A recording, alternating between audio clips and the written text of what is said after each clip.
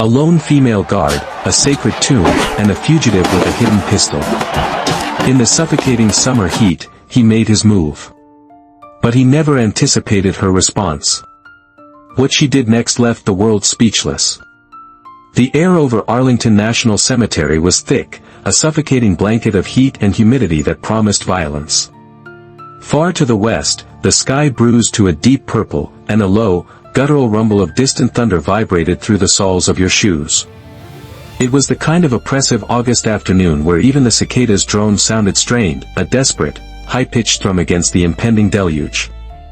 The rows of immaculate white headstones, usually gleaming with stoic pride, seemed to sweat under the oppressive gray light. At the tomb of the unknown soldier, Sentinel Seraphina, Serra, Gallo moved with a precision that defied the weather.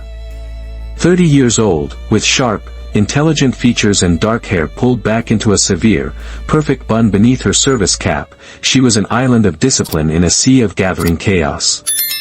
Her white gloves were pristine, her navy blue uniform a crisp declaration of order against the formless, heavy air. 21 steps. The clicks of her steel-tapped shoes were sharp, metallic heartbeats on the stone plaza. A turn, so precise it seemed to carve the air. A 21-second pause, her body an unbreachable fortress of stillness, her gaze fixed on a point beyond the horizon, beyond the living. Then, the cycle repeated. To the wilting tourists fanning themselves with pamphlets, she was a symbol, a piece of living history. But beneath the ceremonial perfection, Serra was anything but a statue. A former Air Force Tactical Air Control Party, TACP, operator, her mind was a finely tuned instrument of observation and analysis. She had spent years on the ground, calling in airstrikes with unnerving calm, her senses trained to dissect the landscape, to identify the one detail that was out of place, the one movement that signaled a threat. Here, the mission was different, but the mindset was the same. She didn't just see the crowd, she scanned it, cataloging postures, expressions, and interactions. The rhythm of her patrol was a meditative state that sharpened her awareness, filtering out the noise and isolating the anomalies. And there was an anomaly. He stood near the edge of the viewing area, a man who wore the oppressive heat like a second skin. Viktor Morozov. 42, with a predator's coiled stillness that set him apart from the shuffling, overheated tourists. His expensive linen jacket, a shade too warm for the weather, was impeccably tailored but hung with a subtle, unnatural stiffness on his left side. His dark hair was slicked back, his beard trimmed with surgical precision. But it was his eyes that betrayed him. They weren't filled with the reverence or historical curiosity of the others. They were cold, analytical, and dismissive. They swept over the tomb not as a shrine, but as a target, assessing angles, sightlines, and weaknesses. He snapped a few photos with a high-end camera, but his movements were too economical, his focus too intense. He was mapping the terrain. Serra's internal threat assessment began to hum, a low-frequency alarm in the back of her mind. Not far from Viktor, Elias Vance stood leaning against a marble balustrade, his hands clasped behind his back. At 72, his frame was wiry, his face a roadmap of quiet grief and resilient dignity. He was a Gold Star father, a retired history professor who volunteered here twice a week. His son, Matthew, rested somewhere under these green hills, his life given for a cause in a dusty corner of Afghanistan. For Elias, this ground wasn't just historic, it was sacred. It was the last place he could be with his boy. He had a sixth sense for disrespect, for those who saw this place of sacrifice as a mere spectacle. He'd noticed Viktor earlier, lingering by the information kiosk, his questions too specific, too technical. Not about history, but about guard rotation schedules, camera blind spots, and response times. Now, watching the man's cold gaze track the female sentinel, Elias felt a familiar, unwelcome chill crawl up his spine, a feeling he hadn't had since the day two uniformed officers appeared on his doorstep. Something was profoundly wrong. He watched Viktor mutter something to himself, a faint sneer twisting his lips. The words were lost to the wind, but the contempt was unmistakable. Elias's gaze shifted from the predator to the sentinel. He prayed she saw it too. Serra completed another turn, her body a metronome of unwavering discipline. As she paused, facing east, her peripheral vision caught a slight, deliberate movement. Elias Vance, the quiet volunteer whose grief was a palpable presence at the tomb, had shifted his position.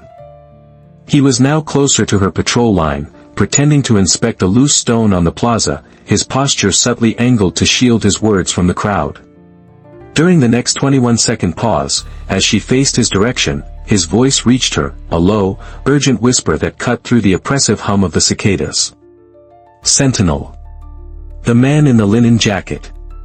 Dark hair. Elias didn't look at her, his eyes fixed on the ground. He's been asking questions. The wrong kind. Be aware. Serra's expression remained a mask of ceremonial neutrality. Not a muscle twitched.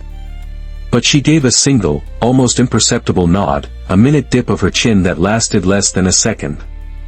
It was all the confirmation Elias needed. He straightened up and slowly moved back towards the main viewing area, his duty done. The alarm in Serra's mind, once a low hum, now escalated to a clear, insistent signal. Her training took over, a silent checklist scrolling through her consciousness even as her legs carried her through the next 21 steps. Subject, male, early 40s, 6 feet 1 inch, approximate 190 pounds. Eastern European. Fit.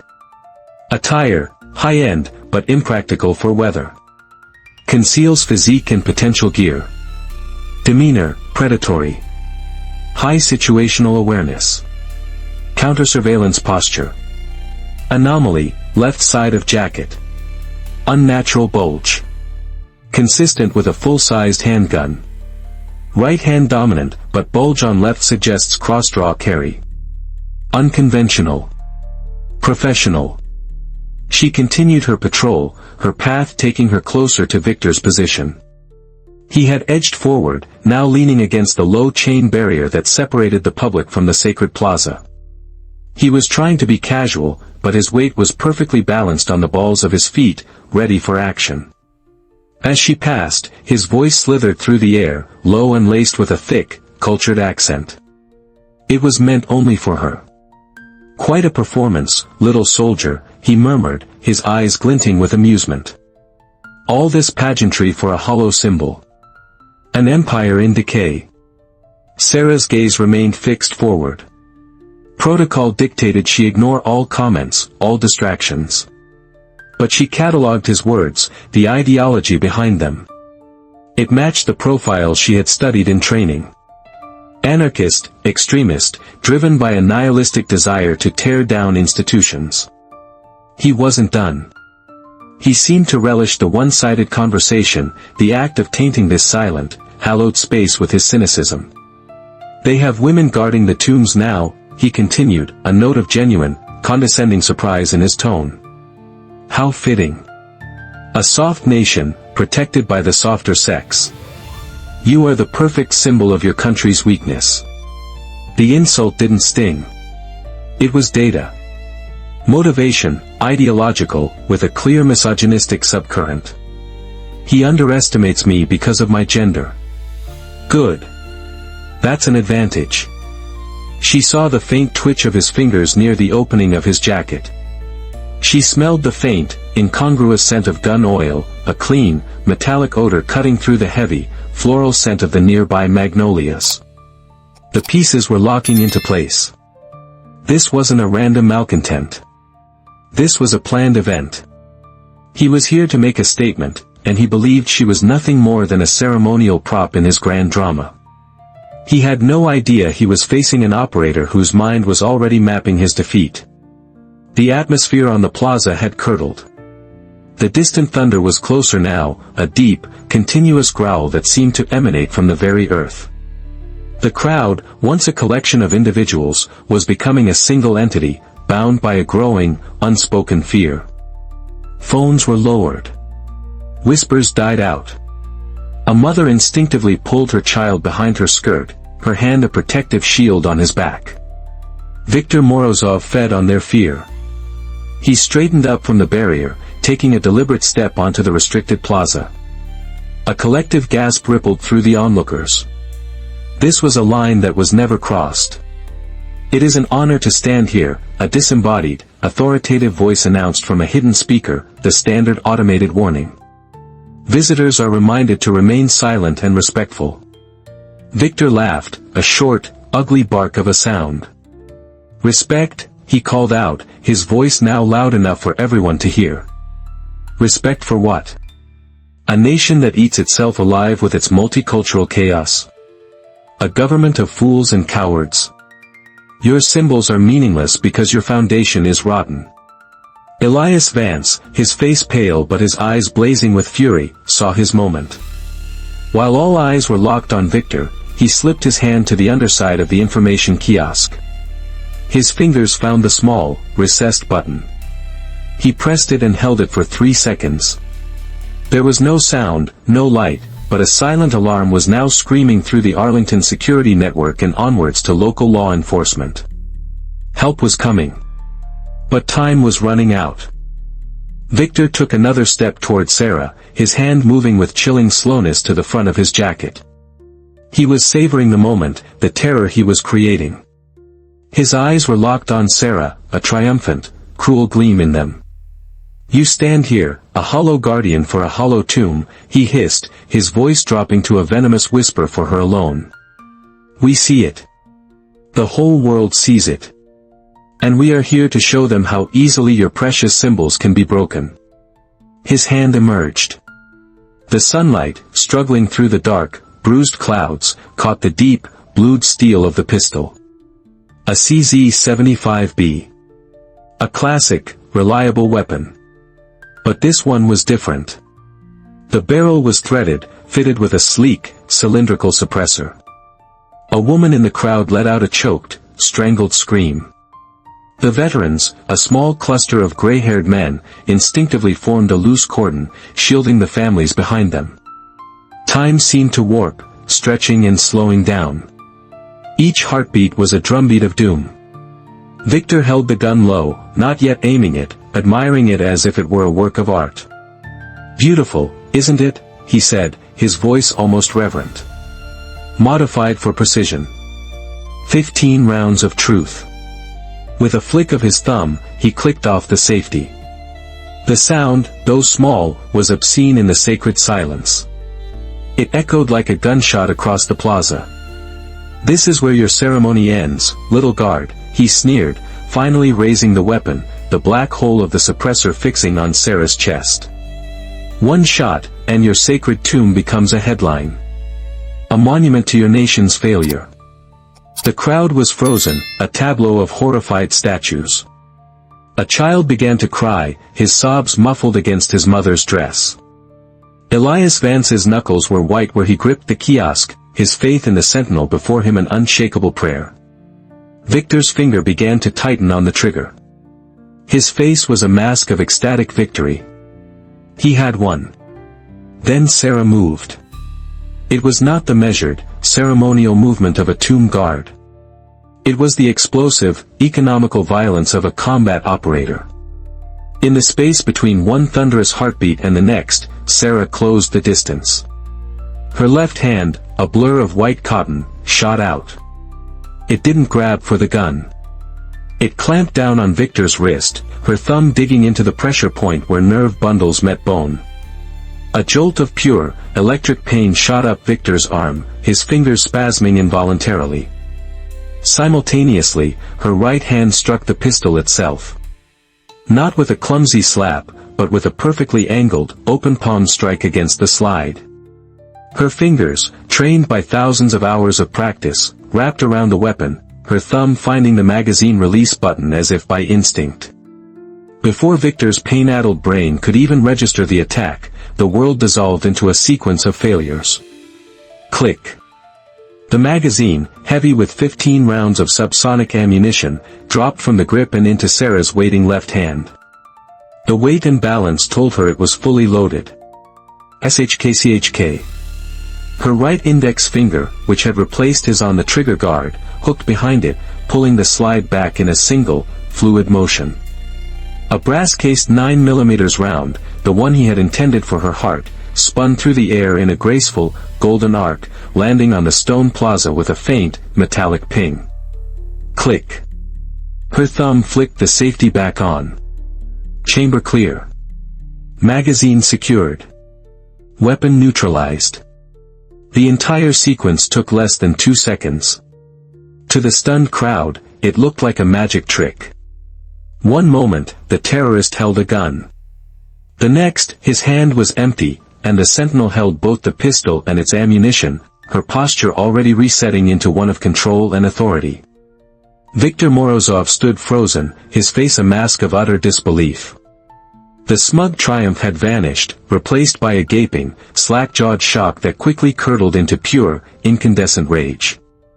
His hand, still tingling with phantom pain, grasped at the empty air where his weapon had been. "You," he snarled, the word a guttural explosion of fury. Serra cut him off. Her voice was calm, clinical, and carried the chilling weight of absolute expertise. She held the CZ-75B as if she were lecturing a class. "CZ-75B, she stated, her gloved fingers tracing the frame. "Excellent choice. This one has a modified trigger assembly, likely Montenegro craftsmanship. The spring is Serbian. Judging by the wear on the barrel lands and grooves, I'd estimate approximately 2,000 rounds have been fired through it." She glanced at the magazine in her other hand. "Subsonic ammo. You were planning for a quiet kill." Her analysis, delivered with the dispassionate air of a weapons inspector, seemed to break him more than the disarm itself. It stripped him of his power, his mystique, reducing his grand gesture to a technical footnote. With a roar of primal fury, he lunged, desperation replacing strategy. He threw a wild punch aimed at her head. Serra was already in motion. She didn't dodge. She pivoted on her heel, using his forward momentum against him. She brought the pistol up, not to shoot, but to strike. The sharp, steel edge of the rear sight, a tiny wedge of metal, came down in a short, precise arc, connecting perfectly with the bridge of Victor's nose. There was a wet, crunching sound, like biting into a piece of cartilage. Blood erupted from his nostrils in a brilliant crimson spray, splattering across the pristine white of her gloves and the front of his own expensive jacket. He staggered backward, a high-pitched, gurgling cry of agony escaping his lips. He clutched his face with both hands, his body trembling. "You broke my nose," he shrieked, his voice thick and nasal with blood. Serra's response was as cold and hard as the marble of the tomb behind her. "I neutralized a threat to this sacred ground," she said, her eyes unwavering. "The broken nose is incidental." The plaza, which had been frozen in a state of suspended animation, erupted. It wasn't a cheer, not yet. It was a collective exhalation of 100 people who had forgotten to breathe, a chaotic murmur of shock, relief, and dawning comprehension. In the distance, the first sirens began to wail, a rising chorus of approaching order. Elias Vance, his heart hammering against his ribs, began ushering the stunned families and children away from the scene, his voice a steady, calming presence amidst the growing chaos. The group of veterans, their faces grim masks of approval, stood their ground, a silent honor guard for the sentinel who had just defended their world. One of them muttered, loud enough for those nearby to hear, "That's how it's done, son." "Damn fine." Sirens grew to a deafening shriek as Arlington police and U.S. Park police vehicles screeched to a halt at the edge of the plaza. Armed officers swarmed out, weapons drawn, their movements a whirlwind of controlled force. They saw the blood-soaked man on his knees and the female sentinel standing over him, a pistol held expertly in a low-ready position. 2 officers cuffed Victor, hauling him to his feet. His bravado was gone, replaced by a stream of pained curses and threats slurred through his ruined nose.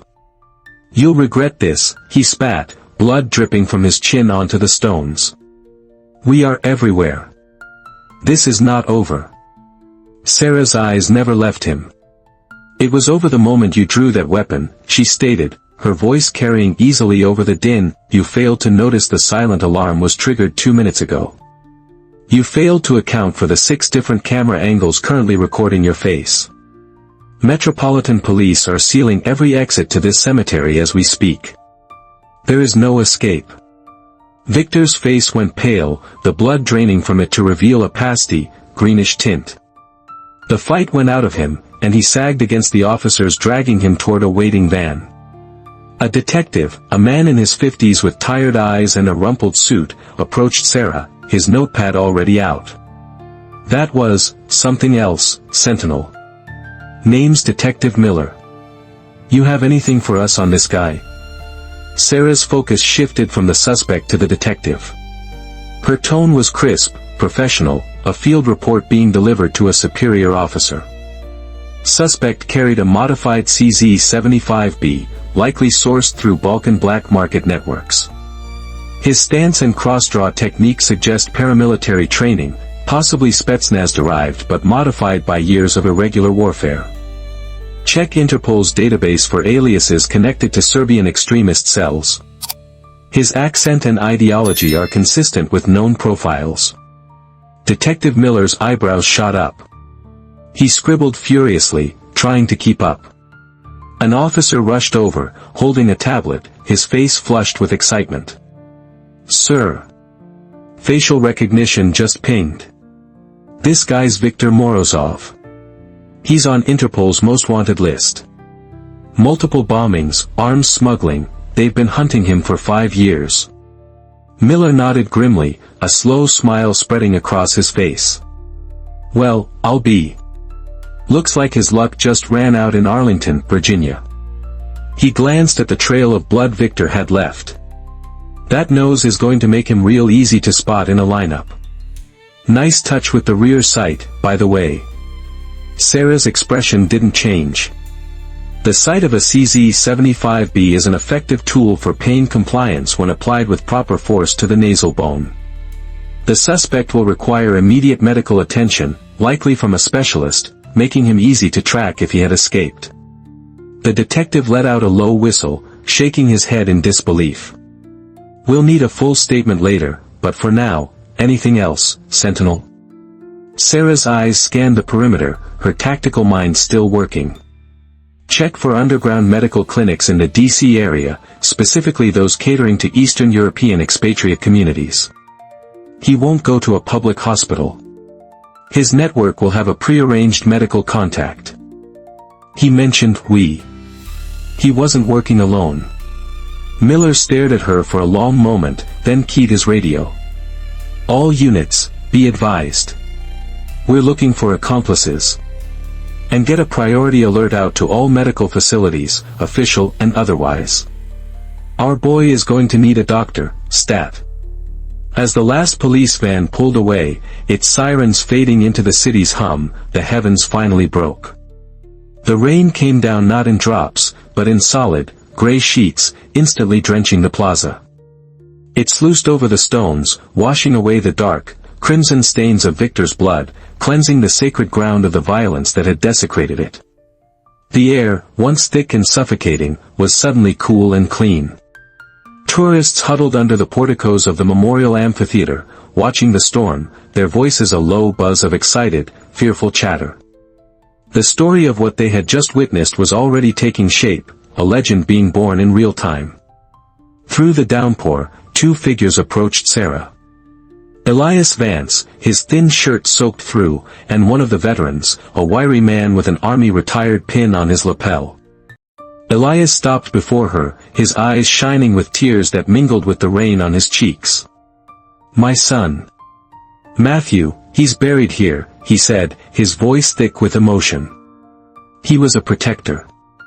He would have been so proud of what you did today. You honored him. You honored all of them. Serra met his gaze, and for the first time, a flicker of warmth softened the steel in her eyes. It is my duty to protect them, Mr. Vance. It is my honor. The veteran stepped forward, offering a crisp, perfect salute despite the rain dripping from his brow. Army, retired, he said, his voice raspy but strong. That was textbook, soldier. Calm, precise, lethal. You reminded me of the best I ever served with. Standards haven't slipped a bit. Serra returned the salute, her form flawless. Thank you, sir. Just doing my job. The veteran grinned, a wide, genuine smile.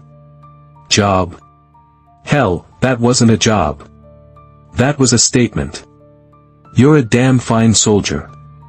He and Elias gave a final nod of respect and retreated back into the shelter of the amphitheater. Left alone on the plaza, Serra took a deep, centering breath of the rain-washed air. She holstered the now-safe CZ-75B inside her uniform jacket, to be handed over as evidence. Then, she turned and resumed her patrol. 21 steps through the driving rain. The clicks of her shoes were now softer, muffled by the storm, but no less resolute. Turn. Pause. The cycle continued, unbroken. The tomb wasn't just stone and marble. It was a promise. A covenant between the nation and those who paid the ultimate price.